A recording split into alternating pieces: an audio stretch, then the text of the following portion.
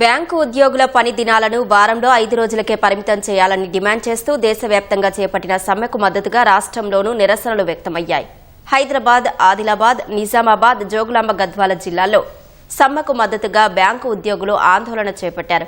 పెద్దపల్లి జిల్లా గోదావరి ఖనిలో ర్యాలీ నిర్వహించారు. డిమాండ్లను నెరవేర్చాలంటూ ప్లకార్డులను ప్రదర్శించారు. బ్యాంకింగ్కు చాలా వరకు డిజిటల్ లావాదేవీలే జరుగుతున్నాయని, వారాంతంలో తమకు 2 రోజులు సెలవు ఇవ్వటం వల్ల ఖాతాదారులకు ఎలాంటి ఇబ్బందులు తలెత్తవన్నారు. నెలలో 4 శనివారాలను సెలవులుగా ప్రకటించాలని డిమాండ్ చేశారు. మిగిలిన 5 రోజుల్లో అదనంగా 40 నిమిషాలు పనిచేసేందుకు తాము సిద్ధంగా ఉన్నామని తెలిపారు. తమ డిమాండ్లను నెరవేర్చకపోతే రానున్న రోజుల్లో ఆందోళనలు మరింత ఉధృతం చేస్తామని బ్యాంకు ఉద్యోగులు హెచ్చరించారు. సంఘాలన్నీ కూడా 1కి 3 సార్లు రాజీ పడి బ్యాంకు సమ్మెను వాయిదా వేసుకున్నవి. కానీ ఈసారి పట్టుదలతో మేము పోరాటంలో పాల్గొనాల్సి వచ్చింది.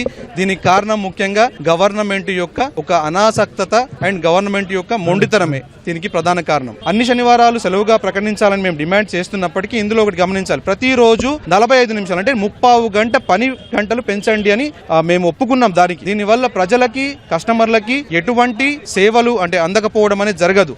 ఇంకా మెరుగైన సేవలు అందే అవకాశం ఉంది. ఒకవేళ ఈసారి కూడా ప్రభుత్వ వైఖరి మొండిగా ఉంటే మున్ముందు ఈ సమ్మెలు విరివిగా జరుగుతూనే ఉంటాయని ఆశ్వాసాన్ని మేము ప్రకటిస్తా ఉన్నాం. ఈ రోజు దేశవ్యాప్తంగా 8 లక్షల మంది బ్యాంకు సిబ్బంది సమ్మెలో పాల్గొన్నారు. 2015లో ఏ రోజైతే మా వేజ్ సెటిల్మెంట్ డ్యూ ఉన్నప్పుడు మేము 5 డే బ్యాంకింగ్ కోసం డిమాండ్ పెట్టడం జరిగింది.